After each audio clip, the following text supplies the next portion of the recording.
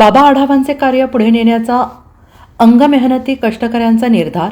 सांगलीत हमाल पंचायत तोलाईदार सभा. सर्व सामाजिक संघटनांच्या वतीनं आदरांजली सभा. सांगली हमाल पंचायत तोलाईदार सभा, सर्व सामाजिक संघटना, सर्व राजकीय पक्षांच्या वतीनं मंगळवारी कष्टकऱ्यांचे नेते बाबा आढाव यांना आदरांजली वाहण्यात आली. आदरांजलीमध्ये सभेचे मार्केट यार्ड येथील वारणा सांस्कृतिक भवन येथे आयोजन करण्यात आले होते. यावेळी जमलेल्या हमाल कष्टकरी अंगमेहनती महिला कामगार यांनी बाबा आढावांचे कार्य पुढे नेण्याचा निर्धार व्यक्त करत त्यांना श्रद्धांजली वाहिली.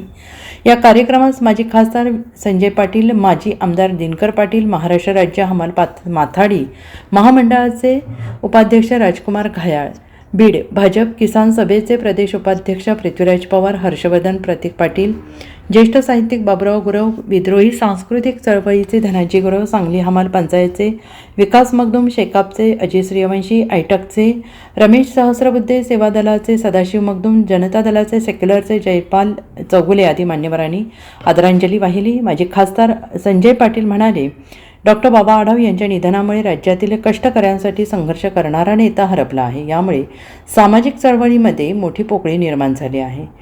बाबुराव गुरव यांनी म्हटलं आहे की एक गाव एक पाणवठा चळवळ प्रभावीपणे राबवली. नेहमी दुर्लक्षित घटकांसाठी ते संघर्ष करत राहिले. माथाडी कायदा वाचवू. सध्याचे सरकार माथाडी कायद्यात मोडतोड करून पुन्हा एकदा देशातील कामगार, मजूर, कष्टकऱ्यांना देशोधडीला लावण्याचा प्रयत्न करत आहेत.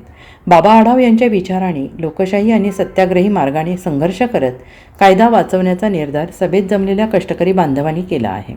आज सांगली येथे सांगली जिल्हा हमाल पंचायत आणि सांगली तोलाईदार सभेच्या वतीनं डॉक्टर बाबा आढाव साथी पन्नालाल सुराणा यांना अभिवादन करण्यासाठी अभिवादन सभेचं आयोजन करण्यात आलं.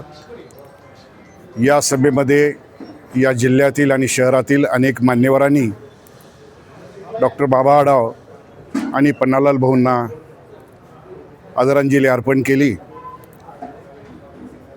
या सर्वांचा एकत्रित जर सूर सांगायचा असेल तर डॉक्टर बाबा आढावांनी या राज्यामध्ये आणि देशामध्ये जी स्त्री शूद्रातिशूद्र यांची चळवळ उभी केली, ती चळवळ पुढं नेणं ही खरी त्यांना श्रद्धांजली ठरणार आहे.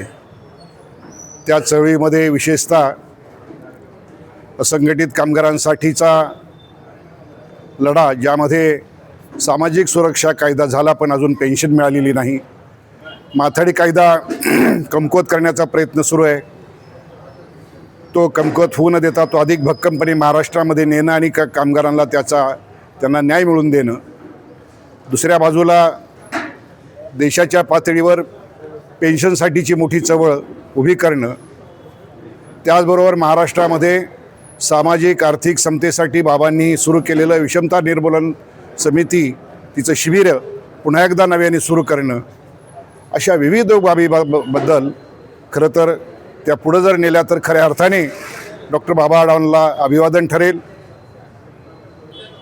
त्याचप्रमाणे पन्नालाल भाऊंनी ज्या सोप्या भाषेत घटनेची पंचसूत्री अतिशय सोप्या भाषेत शिकून महाराष्ट्रातले अनेक सामाजिक कार्यकर्ते निर्माण केले.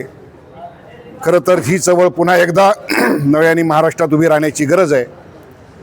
बाबांच्या आयुष्यातल्या चळवळीतला पहिला टप्पा एक गाव एक पाणवठा ही खरं तर डॉक्टर बाबासाहेब आंबेडकरांच्या 14 तळ्याच्या सत्याग्रहाचा विस्तारित भाग आहे.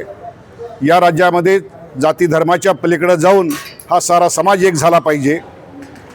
सध्याच्या परिस्थितीमध्ये जाती धर्मामध्ये फूट पाडून राजकारण करण्याची जी चढाओढ लागलेली आहे, मला असं वाटतं की या राज्यातील आणि देशातील जनतेने सावध राहिलं तरच खऱ्या अर्थाने बाबा आढावांना अभिवादन होईल. माथाडी कायद्याची जी मोडतोड राज्य सरकारने सुरू केलेली आहे, याबाबत खऱ्या अर्थाने 21 तारखेला बाबांनी असं सांगितलं की मी रस्त्यावर मरण पत्करील पण सरकारला या कायद्याची मोडतोड करू देणार नाही.